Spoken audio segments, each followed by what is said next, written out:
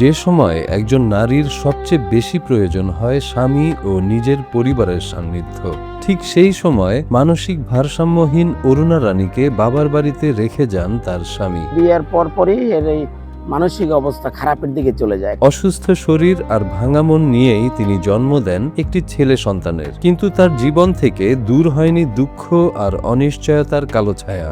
এর যে জামাই ছিল শ্বশুর বাড়ি থেকে, তারা আমাদের খবর দেয়। খবর দেওয়ার পর আমার মা যায় তারা নিয়ে আসে। নিয়ে আসার পর তো এর জামাই এবার অন্যত্র বিয়ে করে ফেলায়।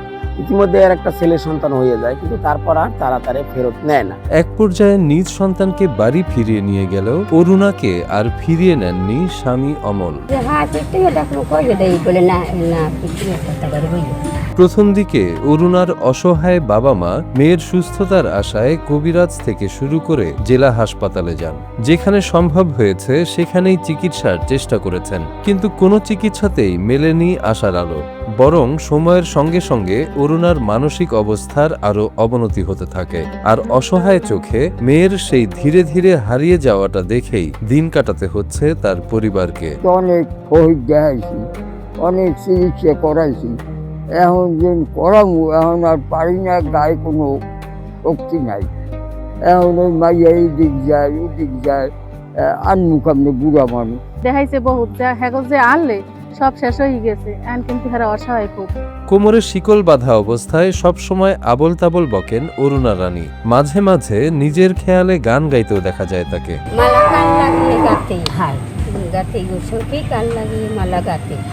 হৃদয়স্পর্শী এমন চিত্রের দেখা মিলেছে বরগুনা সদর উপজেলার পটকাখালী আবাসনে। প্রায় ২২ বছর আগে একই জেলার অমলের সঙ্গে বিয়ে হয় অরুণা রানীর। বিয়ের পর স্বাভাবিকভাবেই চলছিল অমল অরুণার দাম্পত্য জীবন, কিন্তু হঠাৎ করে যেন কালবৈশাখের ঝড় আসে তাদের সংসারে।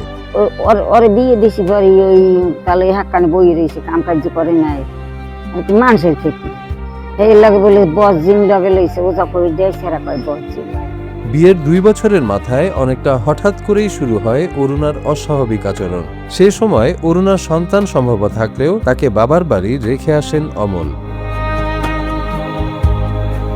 শৈশবের অনেক স্মৃতি জড়িয়ে থাকে মায়ের সঙ্গে, কিন্তু অরুণা রানীর সন্তানের ভাগ্যে সেই সুখ জোটেনি। মায়ের স্নেহ ভালোবাসা ছাড়া বাবার কাছেই বড় হয়েছে সে। আমি যখন ছোট তখন থেকেই আমার মা মেন্টাল সমস্যা, তখন থেকে আমি আমার এই দাদুর বাসায় থাকি, মাঝে মধ্যে আমার বাবার কাছেও যাই। তো আমার যখন 5 বছর বয়স, তখন থেকে আমার বাবার কাছে আমি থাকি, ওখানে বসে পড়াশোনা করি। ছোটবেলা থেকে অনেক কষ্ট করে পড়াশোনা করছি। ফ্যামিলিগত একটা ভালোবাসা, মায়ের যে ভালোবাসা, সব জিনিসই আমি কষ্ট পাইছি। সহায় সম্বলহীন পরিবারের জন্য দীর্ঘদিনের অসুস্থতা যেন এক অভিশাপ। পটকাখালী আবাসনের 4 নম্বর কক্ষে মানসিক প্রতিবন্ধী মেয়ে অরুণা রানীকে নিয়ে মানবেতর জীবন কাটছে তার বৃদ্ধা বাবা মায়ের। পরিবারের মানুষ ও প্রতিবেশীরা মনে করেন অভাব অনটনের মাঝেও তাদের একমাত্র চাওয়া তিনি যেন সুস্থ হয়ে স্বাভাবিক জীবনে ফিরতে পারেন। সরকারি কিংবা বেসরকারি কোনো সহায়তা পেলে হয়তো বদলে যেতে পারে অসহায় অরুণা রানীর গতিপথ। টাকা পয়সা ছিল, মামাগো ছিল বা দাদু ছিল, সবগুলোই এখন খরচ হয়ে গেছে। এখন যদি উন্নত কোনো চিকিৎসা আমরা সরকার থেকে পাই বা দেশের বাইরে কোনো যদি চিকিৎসা পাই, তাহলে আশা করি মানসিকভাবে আমার মা আগের মতো আবার সুস্থ হয়ে উঠবে। যে কালে যেটু পারি সে কালে সেটু সাহায্য আমরাও করি, কারণ করলে সেটা তো তার আউগায় না, হ্যাঁ তারও হয় না।